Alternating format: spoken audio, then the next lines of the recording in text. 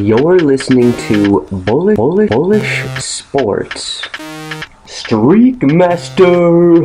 Oh yeah! World Cup Day 8. Here we go. Schedule is Colombia, Ivory Coast, 12 p.m. Uruguay, England, 3 p.m. Japan, Greece, 6 p.m.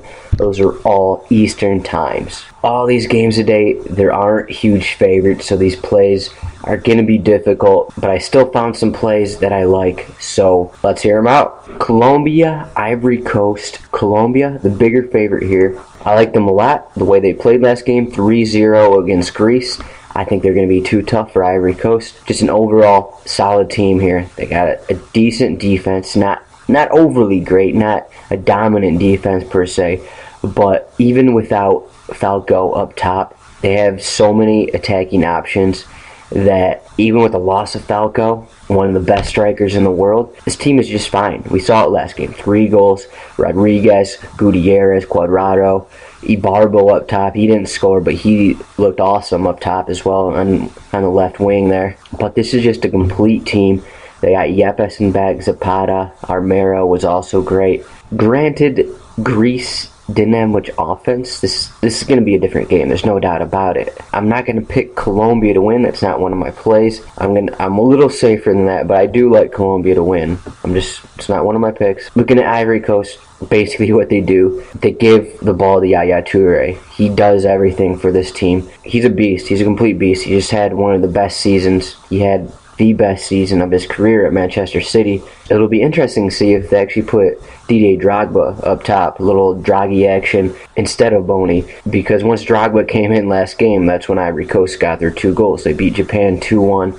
Not a great first half from them against Japan. Japan scored that 1 goal, and Japan just an inconsistent team. Colombia is going to be a lot different. Japan has weak back line. This game is going to be a lot different. Yaya Toure is the obvious problem for Colombia in the middle of the field. And then on the wings, you got Gervinho and Kalou. That's going to be tough, but Colombia has the guys to deal with them. And then there's always the problem with Ivory Coast defense. They seem to give up at least 1 goal every game. I mean, for the most part, they actually do give up a goal every game. They're just not consistent enough. They're not great. I just can't trust this Ivory Coast back line. And that's why the advantage goes to Colombia. They have the more complete team. With Ivory Coast, you got Toure in the middle, Tiote.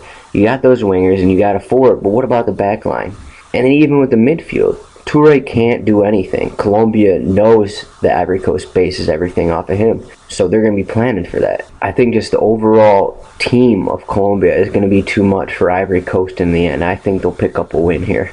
In the next game, Uruguay, England. Right off the bat, I'm just not sure about Uruguay's defense right now. They have the veterans, they have the players, but they just seemed slow last game. They lost Maxi Pereira to a red card, and with the way England was attacking against Italy, I just don't know. I think both these teams are going to be attacking. Luis Suarez is probably going to start. Both these teams need a win. They're coming off losses. I assume Diego Forlan will not start. Uruguay will definitely have a problem in the middle of the field, which is kind of what happened against Costa Rica. With England, they basically start with 4 forwards, and they're just super attacking. They got Jordan Henderson and Gerrard sitting back in the midfield role, but Sterling, Rooney, Sturridge, Welbeck, all 4 of those guys are constantly attacking. I think Sterling is going to be a major problem for Uruguay on the wings. He was already a problem to Italy, and he created so many chances for them. I think there's going to be goals in this game. Both these teams, like I said, they're going to be attacking. Suarez, he's going to be all out. He's not 100%, so that would be something to look at. But I just think the speed and the way England's playing right now, I don't think Uruguay's defense is going to be able to handle that. I'm favoring England in this one, and they are the slight favorites here, which makes sense. Defensively, we're looking at Jagielka and Cahill going against Suarez. In fact, their whole back line has experience going against Suarez because they all played in the Premier League, so that's going to help a little bit. But he's Luis Suarez. He dominated the Premier League this past year, so that's something to look at. Yet again, he's been out for the past month because of his knee, so how is that going to have an effect here? I wouldn't be surprised if England bottles up Suarez, but then you still got Cavani to worry about. It's definitely going to be a fun game, though. Two teams need a win. You know they're going to be tagging, and both defenses we already know are susceptible to letting up goals. So I think we'll see goals here, but I'm leaning towards an England win. In the final game, we have the two losers going against each other, Greece, Japan. We have a couple contrasting styles here. Greece, really defensive team, not as great as they have been in recent years. Not much offense, though. They didn't score against Colombia. They barely had any chances. But on the other end, Japan, they're off and on. Entirely inconsistent. There's times when they can show dominance and they can rack together some goals. But then on the other end of that, like we saw against Ivory Coast, they let in a couple quick goals and they lost that game. The game is going to come down to the stars for Japan, really. You got Kagawa, Honda, and Okazaki. If those guys aren't playing well, Japan's not going to win. Last game, Honda had the goal, and he had about 5 good minutes of play in that game. Kagawa, he didn't really do much of anything in that game. He got subbed out, and that explains a lot right there. The Japan stars are going to have to step up here. On the other end, what are you going to do with Greece here? You got Samaras and Geikas up top. I think they can score. There's no doubt about it. They can score against this Japanese back line that you don't really know what they're going to do. But then again, you have Greece. We saw them play defense in that last game. Just not entirely sure if all these guys are on the same page. That's the problem. This one is extremely difficult to predict just because you have two teams coming off poor efforts.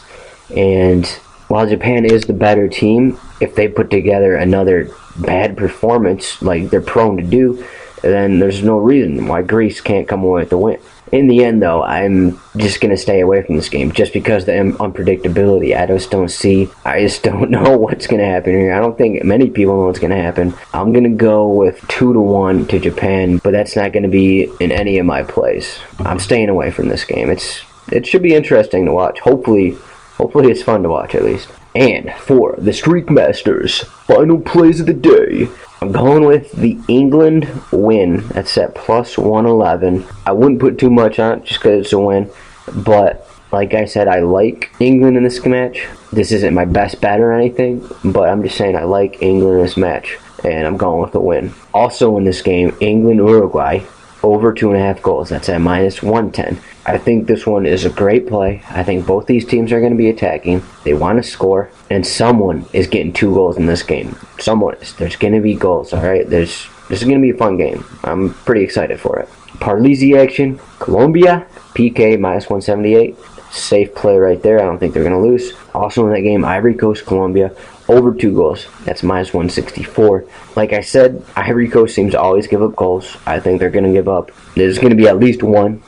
I think they're going to give up 2 in this one. And it's just going to depend on what Toure, Draghi, Gervinho, Kalu, what those guys can do on the offensive end. If it's going to be 2-1 or if it's going to be 2-2, it's going to depend on those guys. That's it. Go to bullisports.com for more great World Cup info. I am Streak Master. Remember, that is fucking BS, huh?